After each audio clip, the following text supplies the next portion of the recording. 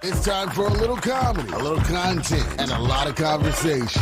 It's the Geno Jones Show, exclusively right here on YouTube. And now here's your host, Geno Jones.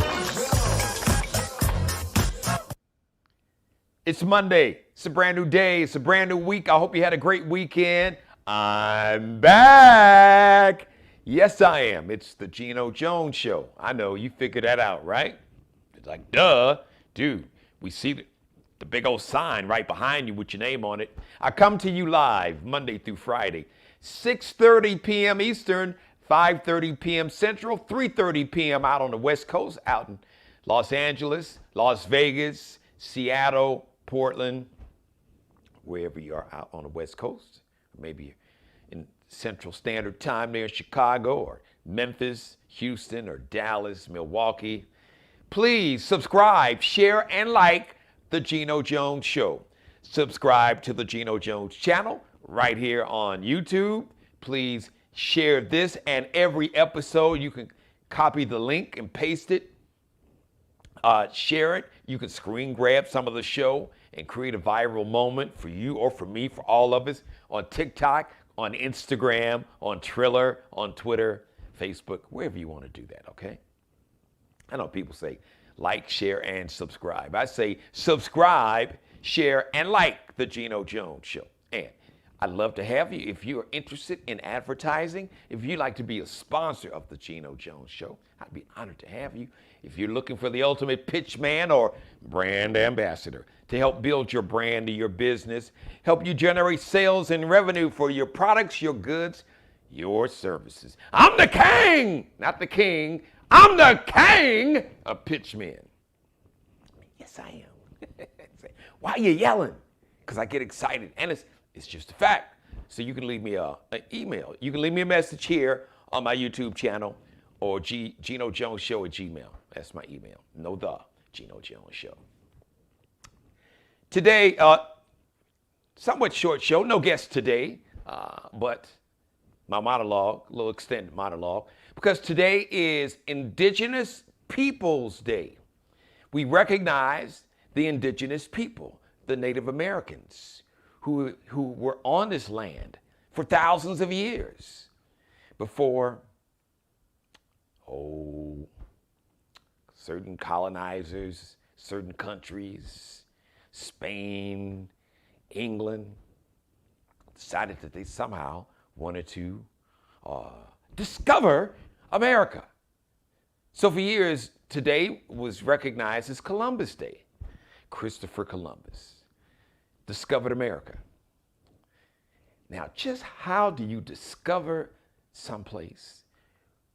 When you get there, people, thousands of people, maybe millions of people, were already living there, had established a culture, they had their own religion, culture, agriculture, they had their own society.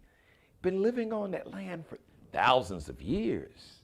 But somehow, when you arrived, you discovered America and gave it a name, its own name. That wasn't the name that the indigenous people called it. I really don't know exactly what name they used, but but those who colonized this country. And one of the leaders of the pack was this guy named Christopher Columbus, who basically was financed by the king and queen of Spain. Owed them a lot of money. As a matter of fact, he got lost because he actually was supposed to go to Asia to bring back, a lot of, they had, resources, minerals, just a lot of natural resources to enrich the Spanish monarchy. So basically, the king and queen of Spain financed this dude and said, okay, you say you can do this, go ahead, take your ass over to Asia and bring us back, these resources and everything that we can generate more wealth with. I could do that. Got lost. Didn't have navigation, didn't have GPS, didn't have Google Maps or Waze to say, hey, partner, you made a left when you should have made a right. And he wound up in some strange place. First of all, he wound up in like the Caribbean islands. And, he and folks was with him. They had 3 ships, the Nina, the Pinta, and the Santa Maria. They colonized the indigenous people of the Caribbean, sent many of them back to Spain against their will. Sound familiar? Sound a little familiar? Then later on, they just kind of flipped it and reversed it. And you had people who were taken from their land in West Africa. Chattel slavery, the transcontinental slave trade. But, all this was a precursor. What Columbus did was a precursor to what came like after that. Now, I want to shout out to all my Italian Americans because they say Christopher Columbus was Italian. But, I said, okay, so Christopher Columbus was Italian, but he was bankrolled, and his trip, his excursion, when he got lost and discovered America, it was financed by Spain and the king of Spain. So, was he Italian? But he was financed by the Spaniards, by Spain?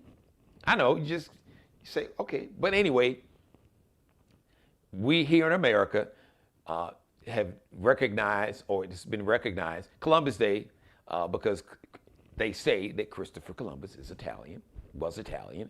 So it's recognized by many, if not all, Italian Americans as Italian American Day. So I want to salute and shout out all of our Italian American brothers and sisters who are immigrants. Now, we were different kind of immigrants because we were brought here against our will. But you had, many Italian immigrants who immigrated to America back in the 1800s, who were not welcomed and who were frowned upon, who were looked down upon, they weren't considered white, they weren't considered Americans. No, they weren't considered white when they first got here. They received some of the racist backlash. Now, they weren't enslaved and lynched and raped and murdered, but the Italian American immigrants were not welcome. They were looked down upon, and they were called all kind of horrible names, that they were like less than human. Yeah, kind of like what they did with black folks. For a while, there were even anti-immigration laws against the Italian immigrants, the Irish immigrants, the Jewish immigrants, the Chinese immigrants that were brought here to build the railroads. But the Chinese men were brought here, but they couldn't bring wives or women. It's a whole different show. I talked about that in an earlier episode. But I want to recognize today is really Indigenous Peoples Day, because it's got to be pretty challenging. Because Christopher Columbus is anything but a hero to the indigenous people of America. We know their history, their own land. This dude comes here from across the ocean in Europe. They discover America. And then as a result of that, the indigenous people were victims of genocide, where you virtually killed off an entire race, civilization of people here on their own land, stole their land, was stolen, rape, colonization. Their land was stolen from them, placed on reservations. Florida, Georgia, Alabama, all that, Louisiana, was all indigenous land. The indigenous people, Native Americans. Texas, the indigenous people in Texas, Native American people in Texas, they fought. They had to fight Spain, then they had to fight Mexico. So it's like everybody was coming for the indigenous brothers and sisters that were already here on their land. I guess they're like, well, damn, just what do we got going on? Somebody come from way across the ocean, then Spain, and then Mexico, then y'all trying to do what these colonizers are doing? So I want to shout out my indigenous brothers and sisters. Today is your day. It's got to be a very challenging day because we as black people can definitely relate to your struggle, different kind of struggle. Your land was stolen from you. We were stolen from our land and brought to your land to generate free labor, to be enslaved. So I just want to recognize today, as far as I'm concerned, how we should properly recognize. I want to make sure I frame this correctly. How we should properly recognize, or how this day should be properly recognized. Indigenous People Day. For those Italian American brothers and sisters who are proud of your heritage, and you should be, we all should be, as Americans, be it African Americans, Italian Americans, Irish Americans, Jewish Americans, Chinese, Asian Americans, whatever. Yeah, we live in America. We all are Americans, but we are not all treated equally. So we have to be honest about that. And before we can say, well, shouldn't be, first of all, black people and indigenous people did not create this construct of race. Remember that. It was brought, just like Columbus brought disease to the Caribbean and misery, genocide, theft, rape. And those, his ilk, this was brought to this country. This whole construct, this idea, this hierarchy, this system of race, this made-up system was brought here from Europe to divide and conquer groups of people. So I guess people like the King and Queen of Spain, those rich and powerful people, could carve up resources and land and like a group of people sitting around playing Monopoly. So I always want to pay due respect to my Native American brothers and sisters. And to indigenous people, all indigenous means the people who were originally on that land. And we have indigenous people who were victimized all over, not just here on what we call America, the indigenous brothers and sisters who were in the Caribbean, islands that are now like Puerto Rico, the Dominican Republic, all those Caribbean islands had indigenous people who were living there before they were colonized by Spain, Portugal, France, Great Britain. Then here America kind of came in, like we invaded Haiti in the early 1900s. Talked about that on an earlier show.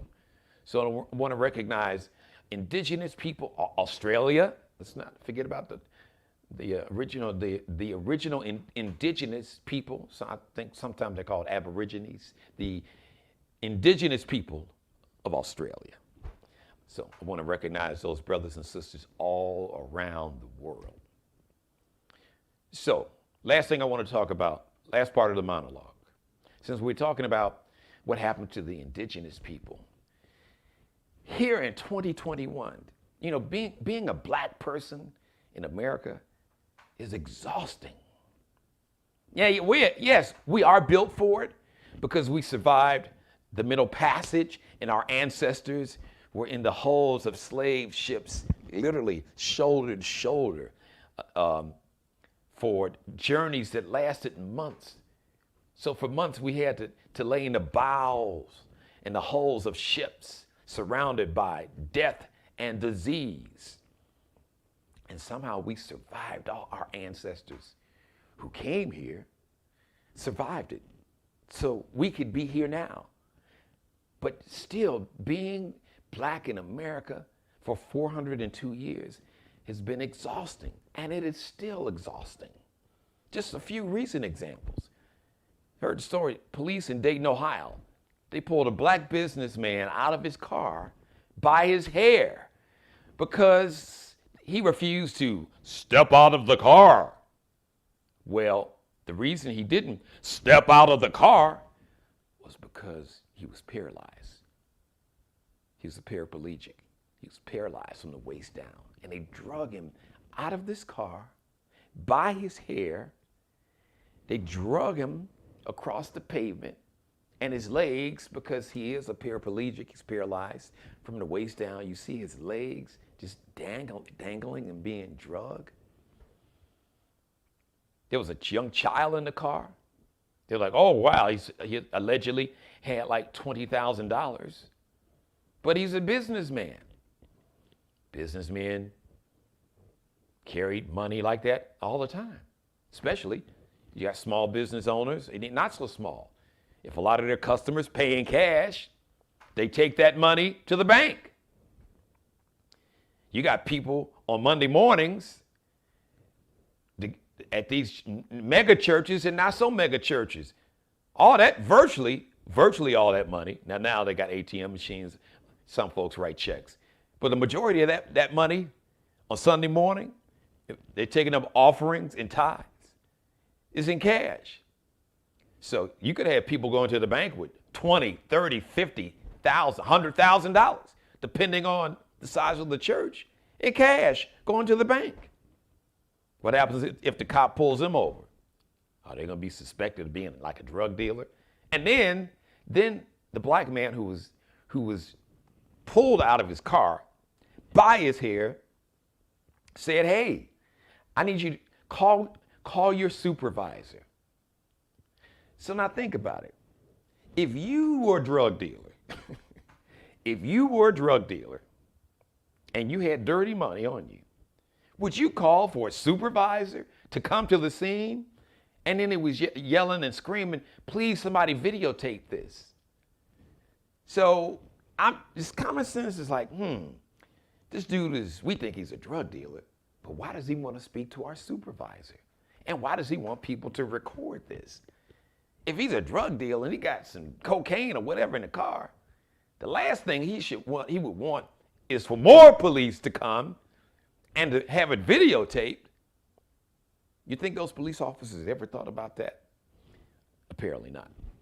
Then there's a story, a black real estate agent and a black father. So this was his client. He had a black real estate agent in Michigan that was showing a house to a black father and the father's 15-year-old son in Michigan. They get to the house, then all of a sudden, the police show up. The black real estate agent and the black father and the 15-year-old who they were looking at the house, showing, potentially, because they were the dad was looking to buy a house. They were detained at gunpoint. They had guns pulled on them at the house. Detained for what? For trying to buy a house while black.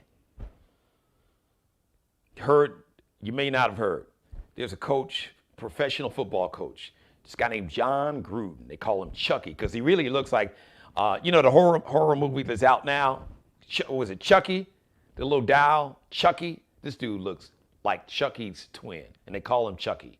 Jon Gruden, head coach of the Las Vegas Raiders.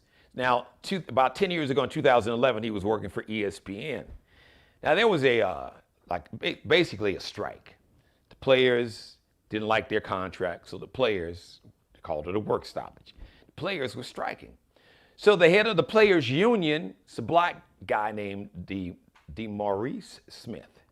Some people call him DeMar Smith, but it's DeMar Smith. Intelligent guy, Ivy League educated, brilliant brother. All kind of receipts. When it comes to education, corporate America, he's reached the ultimate. He is the president of the Players Union for the National Football League. Major accomplishment for this brother. So Jon Gruden's ass, who don't have no kind of receipts like that, who basically won a Super Bowl with the players of another black man who was fired like a year before, Tony Dungy, and Coach Dungy is co-signing for Jon Gruden today, and that's because Tony Dungy is just that kind of good dude. He sees the good in everybody. He really does. But I digress.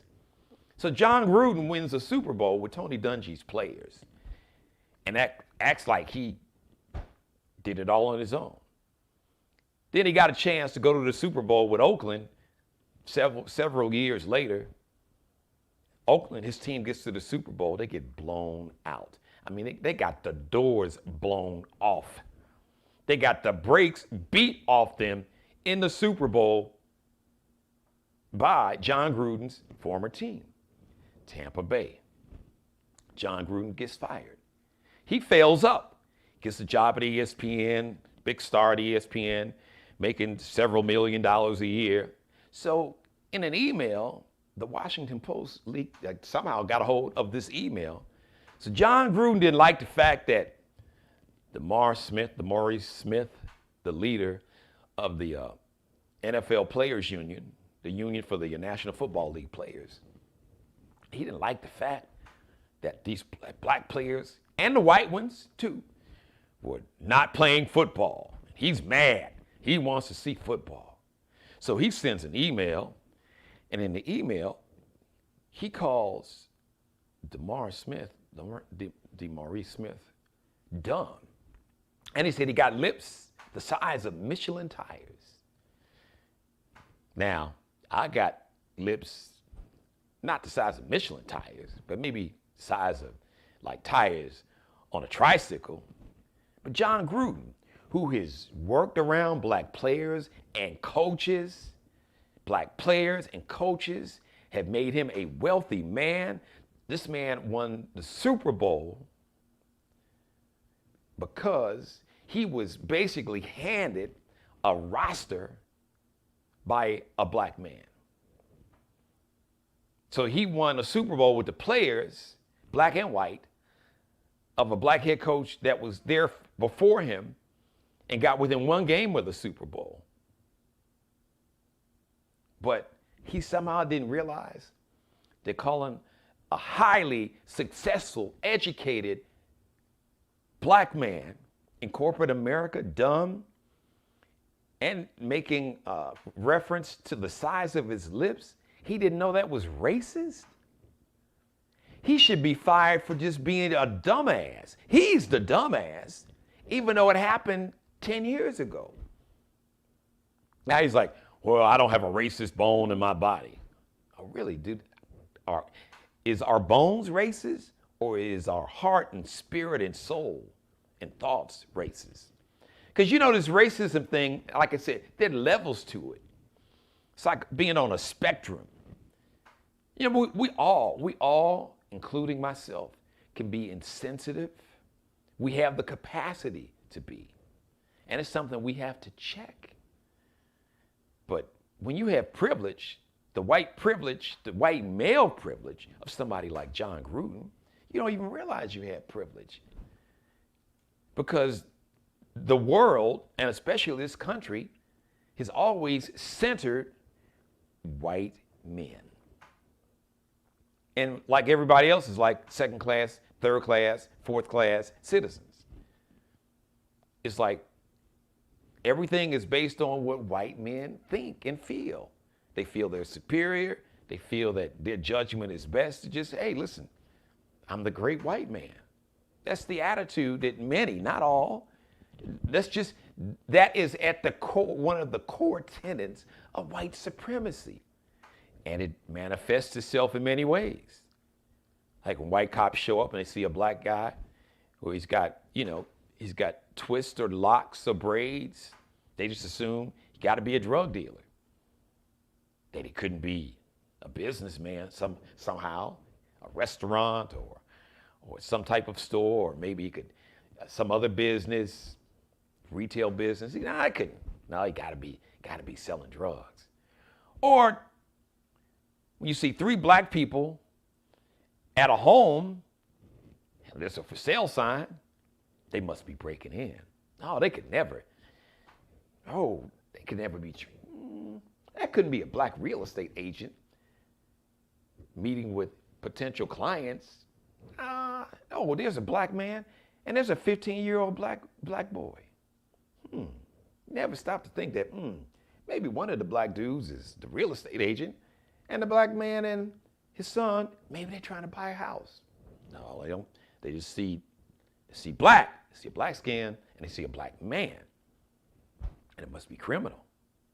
Or, irregardless of the fact that here's a man that's the head of the Players Union of the most powerful league in professional sports, he got to be dumb. Oh, yeah, I know. he's Ivy League educated.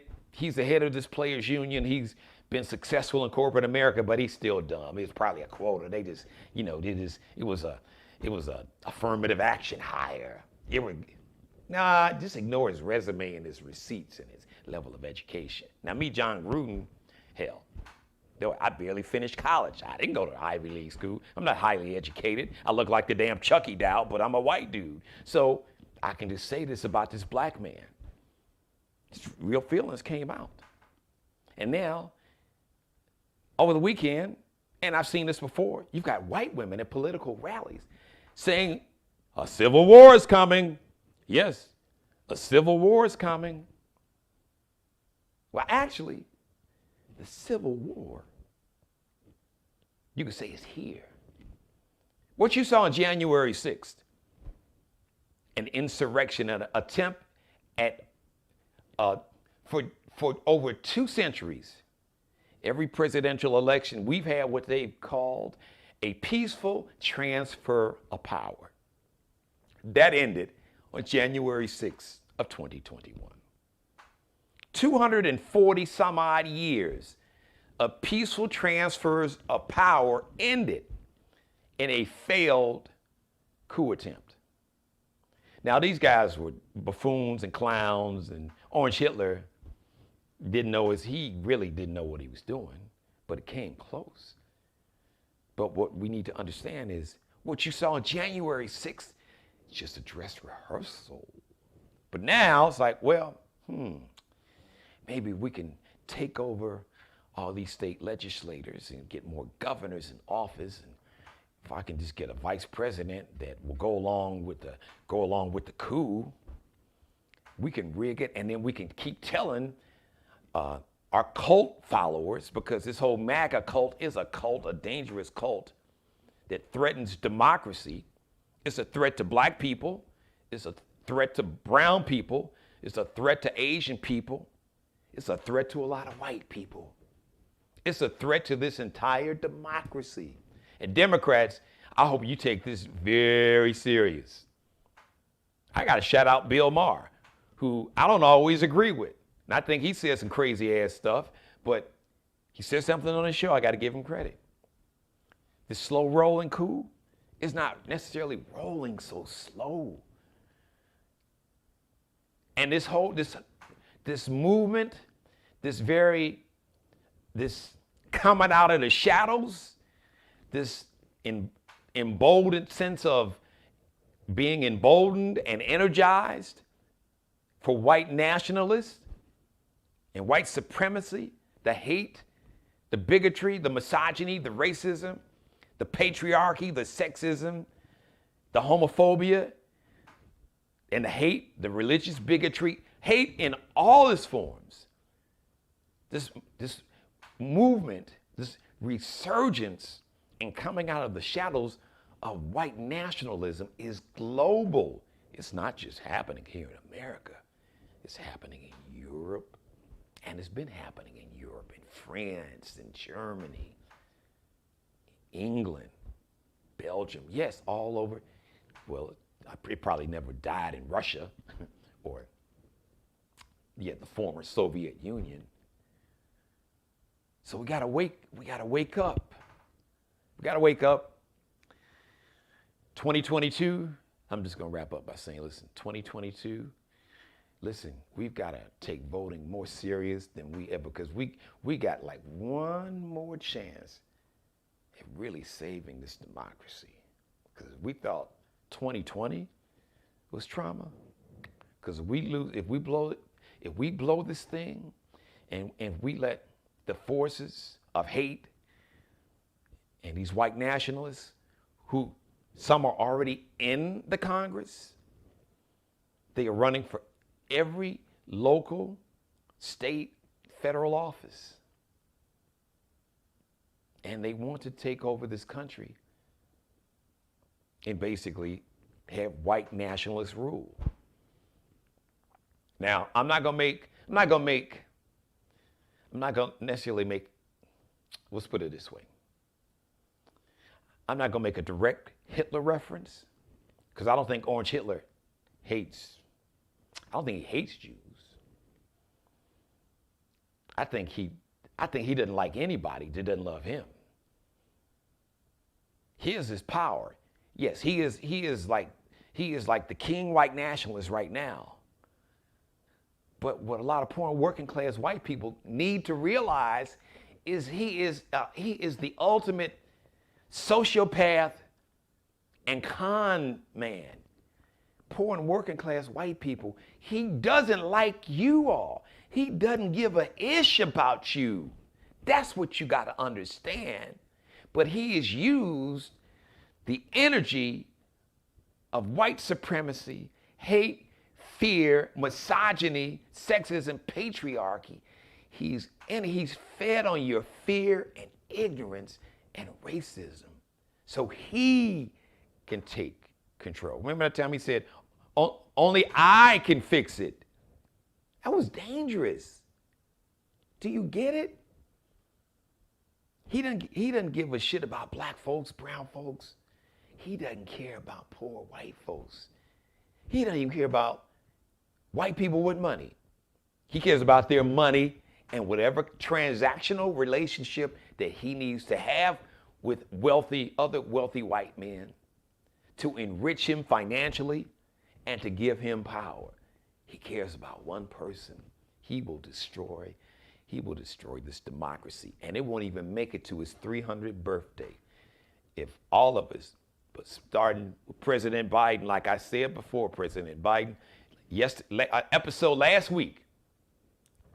Thursday, I told a story about this song, this R&B and dance hit that came out in the 90s by a group, one-hit wonder, Snap. I got the power. President Biden, you got the power. You got the power. We gave it to you. But you, the Democrats, now it's time, got to come together.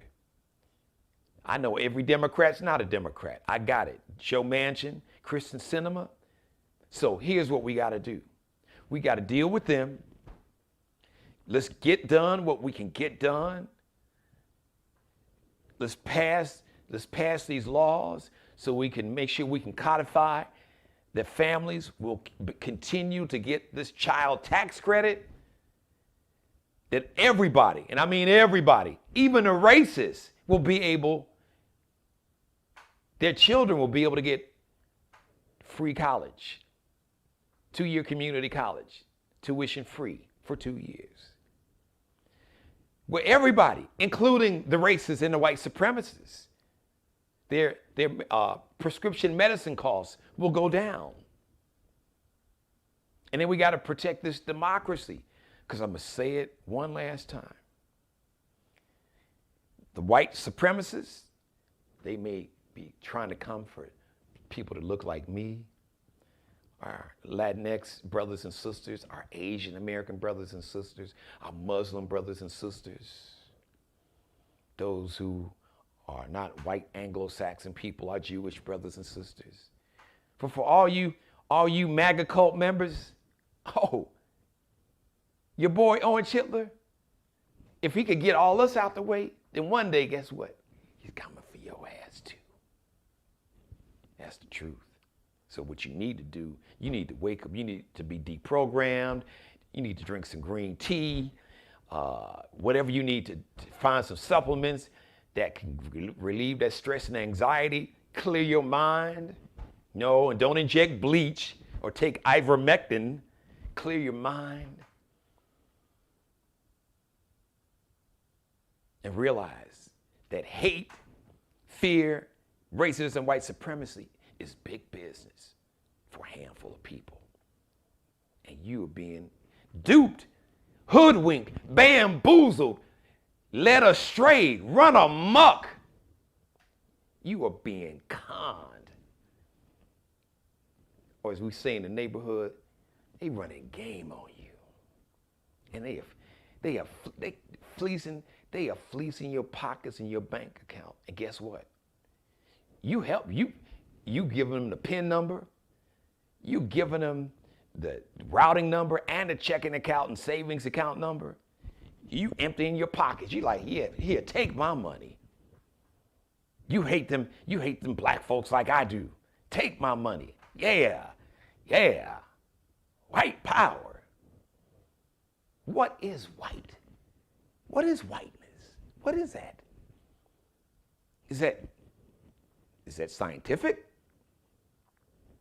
You get a DNA test? Did it come back that you were white? It's made up.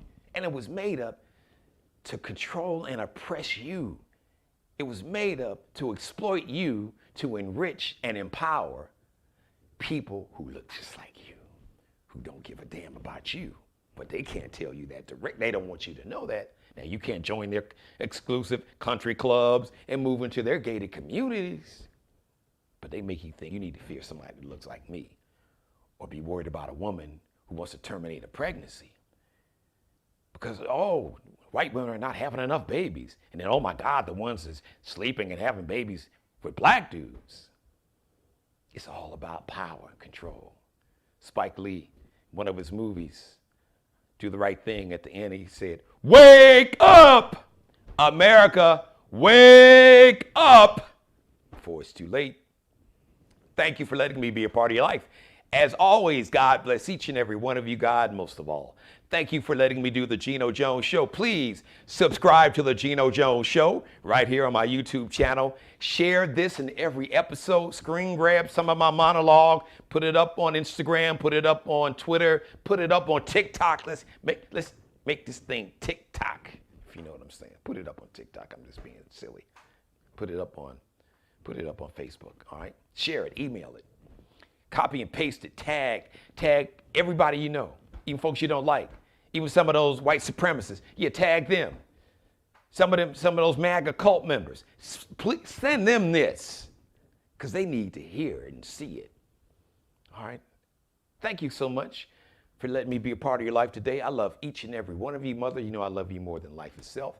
I come to you live Monday through Friday, 6:30 p.m. Eastern, 5:30 p.m. Central, 3:30 p.m. out on the West Coast. Once again, share this episode. Subscribe to the Geno Jones channel. Share this episode and like this and every episode. Shout out to Mark Hill Bailey, the official barber and hairstylist for the Geno Jones Show. Check him out on Instagram, on IG, KLB Cutting Up, KELBECUTTINUP.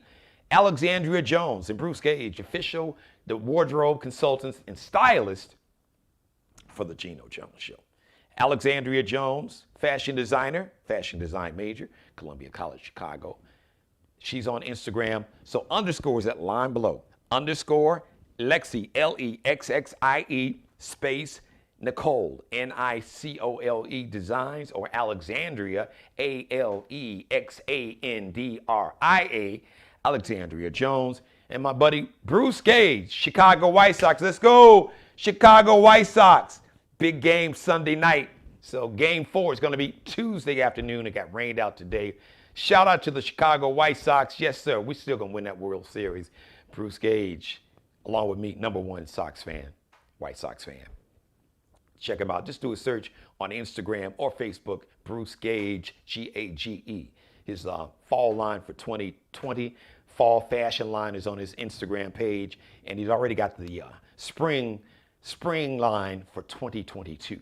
You can check it out. He's always like a year and a half ahead of the curve. All right, everybody, I got to get out of here. Thank you once again so very much. The next live edition of the Geno Jones Show will be Tuesday, 6:30 p.m. Eastern. In the meantime, if you came in and you missed the beginning of the show, go back and binge watch this and go back and watch all my episodes from last week. Every show was fire. As a matter of fact, every show is fire. Go back and binge watch all the shows. Just when you got some time, just binge watch all night. Just 24 hours. 24 hours of the Geno Jones Show. Just binge watch everything and leave me a comment. I'd love to hear from you. All right, until Tuesday, 6:30 p.m., which will be the next live edition of the Geno Jones Show, or as I like to call it, the Geno Show. I love you once again. I love each and every one of you. And one more thing, one last thing, one more thing. Be blessed. Thanks again. See you later. Subscribe and tune in to the next episode of the Geno Jones Show, exclusively right here on YouTube.